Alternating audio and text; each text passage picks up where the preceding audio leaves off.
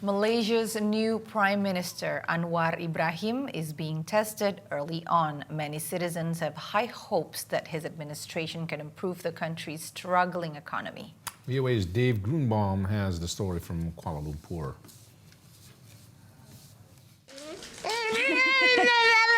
It's breakfast time for the Lim family. With 3-year-old twins, it's not a relaxing meal for parents Leo and Kason, but beyond the usual stress parents have always faced, there's additional economic pressure. Rising food prices have forced this middle-income couple to cut out unnecessary costs, such as date nights at nice restaurants. We are actually trying our best to just keep ourselves afloat. Leo Lim says the family's food bill is up about 30% compared to a year ago. According to the Malaysia-based Education and Research Association for Consumers, in the past 3 months, milk prices have increased 20%.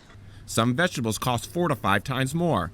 And in the past 6 months, the price of pork has gone up by 25%. For families like the Lims, it's taking a toll. Most of us are struggling. Even the middle class are struggling.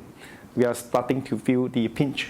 They are hoping Malaysia's new Prime Minister, Anwar Ibrahim, can bring down food prices and kickstart the country's pandemic-battered economy. They do have a lot of things to prove to the citizen, to the voters.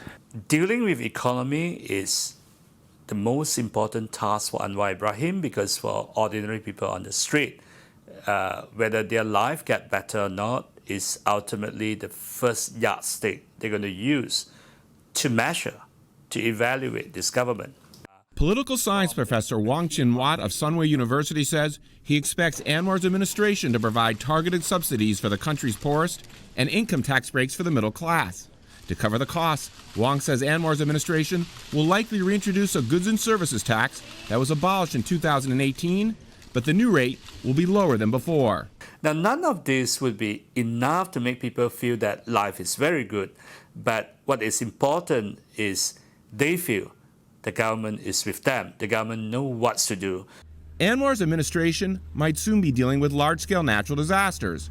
Malaysia is now in the monsoon season, and there are concerns about a repeat of the floods from almost a year ago that killed more than 50 people, displaced more than 120,000, and caused almost $1.5 billion in losses. Well, if there's going to be another massive floods like what we have seen last year end, Anwar government is expected to deal with it swiftly, effectively, and to provide emergency response and relief to those needed. If he fails to do so, all the claim of his government's competence would be questioned severely. So whether it's floods or the everyday needs of families, the new administration cannot afford to fail. Dave Grunbaum for VOA News, Kuala Lumpur, Malaysia.